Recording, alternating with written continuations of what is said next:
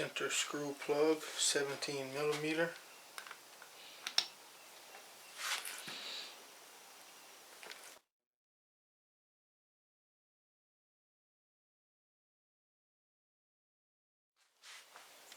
Got it unclogged. Now air goes through it. Alright, near the pumping head is the long bolt with the bleeder screw on top. Fresh copper washers.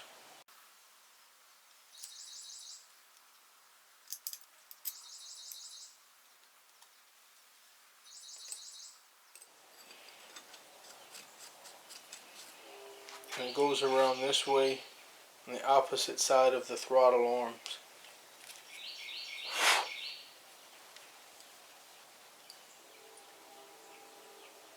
The other bolt looks like this. Some kind of a copper insert. Two holes close together, then another hole here. Oh wait, oh, four holes all around. Up, down, up, down.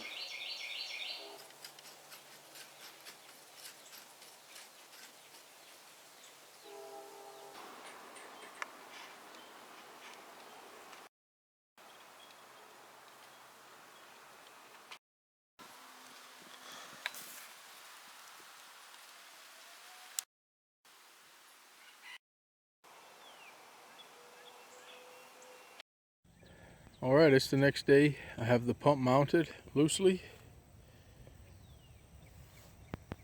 I had to double check because I thought I had done something wrong because I couldn't turn the shaft to make the keyway face up.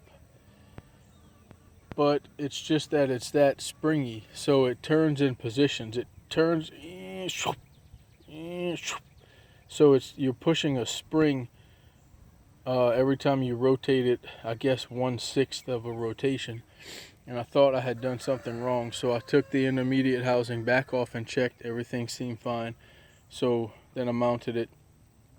Then I had to check to see which bolt held which fuel line. So this one right here is the return line, and it is the bolt that has a little spring in it.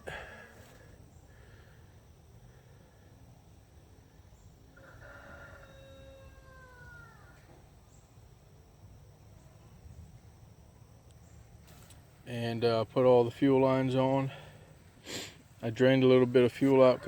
I just have one filter in right now. I'll put it in the second housing. Drained it out, bled it, made sure there wasn't any water in it that I could see.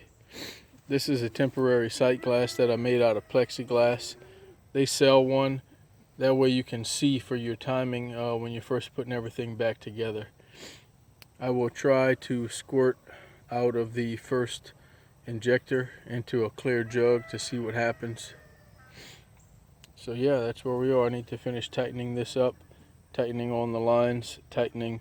Oh, these will stay loose for now until I crank it a few times to get all the air out, which will probably take a while. Then belt back on, alternator tightened. Oh, and I have a slight leak in that radiator hose over there. I patched it temporarily, but I have a new elbow hose for that.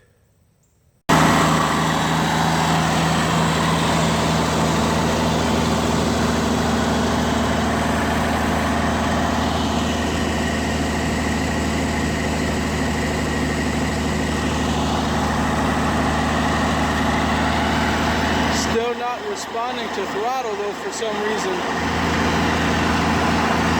Still smoking a good bit, but not as much as it used to.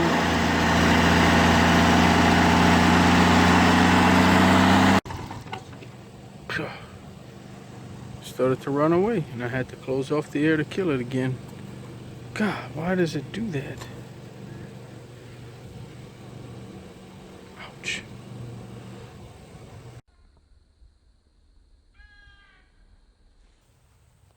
The front tire got destroyed by diesel leaking on it, so the boys helped me to take it off.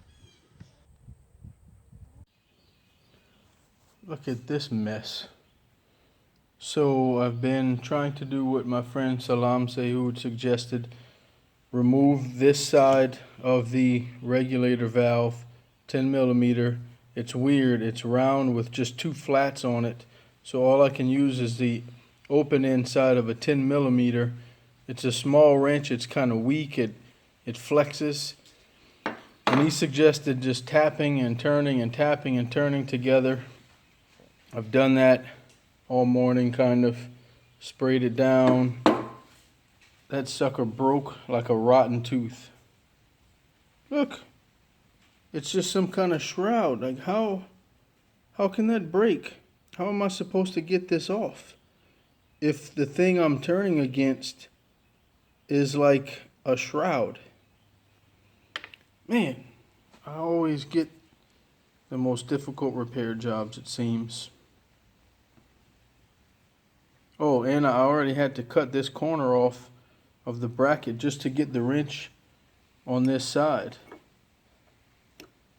Because before I could only get right here, and I had to get above all this stuff, and it just wasn't working so well. So I cut that away and sacrificed that strength, which hopefully isn't too bad, you know, for the strength of this flange right here. But this was all I had. Now I've got nothing. You see, it's just, man, it's so aggravating. What am I supposed to do now? Check this out.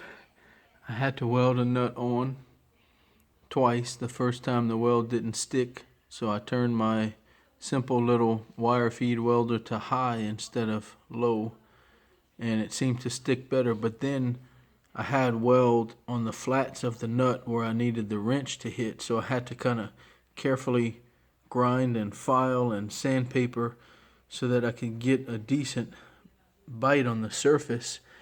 And thank you, Lord, it started to come loose.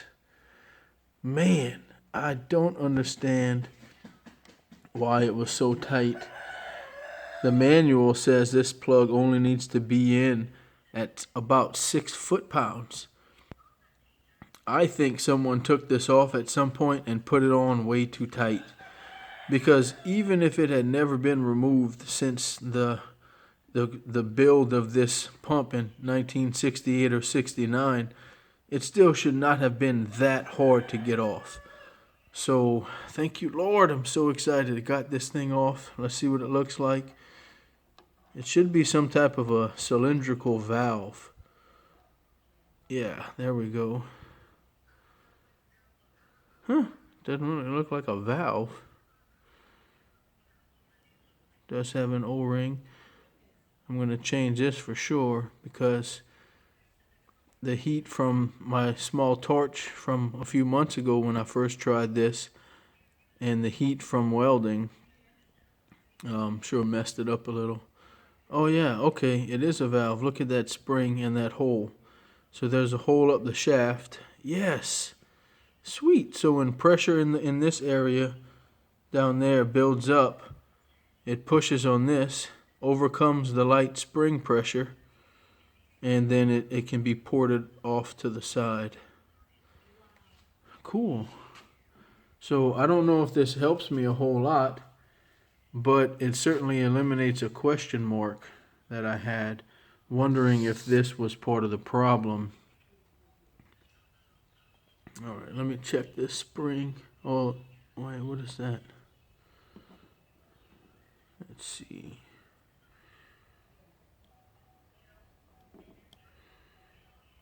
Oh, it's more stiff than I thought. It was easy to press in at the beginning, but now it's decently stiff. Maybe it, okay, maybe it only needs to be pressed down to below this top hole for it to work.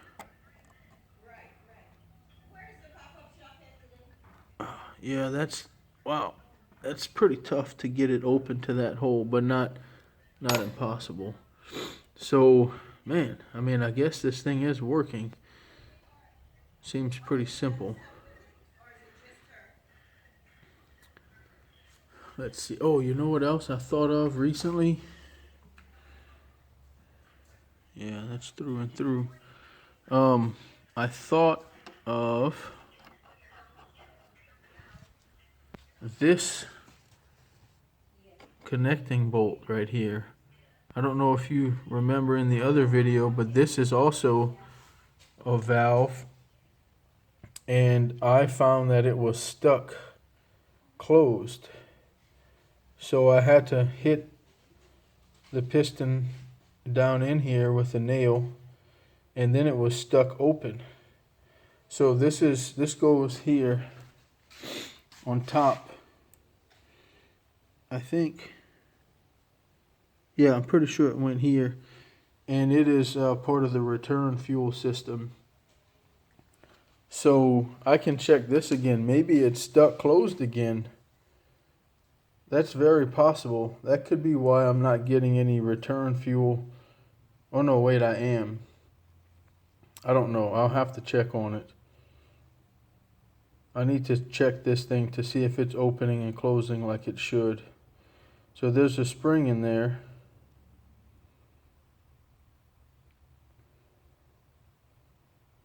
There's a spring in there. And like a shut-off piston. And so the pressure of the fuel pushes on this, overcomes the spring, and allows excess to squirt out here. So let me check on that. Okay, well, good news. This appears to be working fine. See that?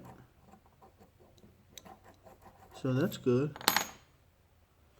I will give this pump the once over again, all in one day, following the manual, and make sure everything is the way it needs to be. Part of my problem before was that I did not have the time to do this all in one weekend like I should have, and so it was spaced over weeks, and I forgot some things. I had to keep looking in the book.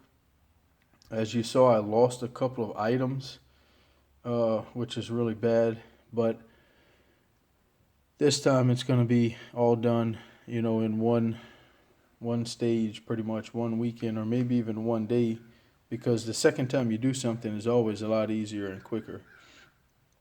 And I'll make sure I didn't, do something wrong, or maybe have something clogged or stuck, and pray that it runs better this time, actually responding to the throttle like it should.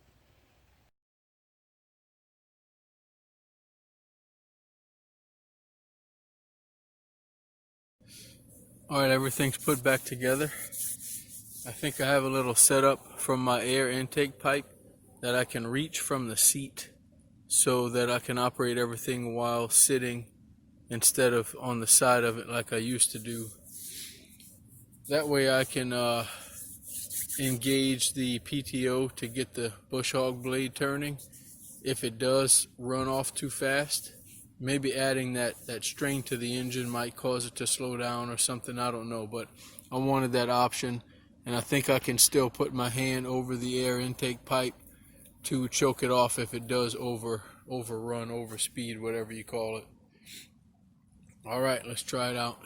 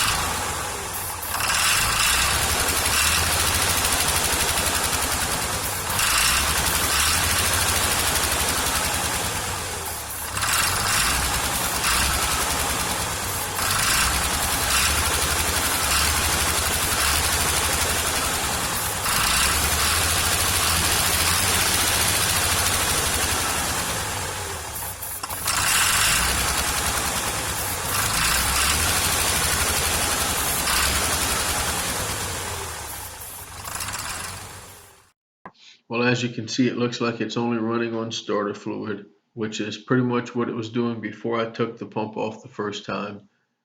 Please help if you can. Thanks for watching.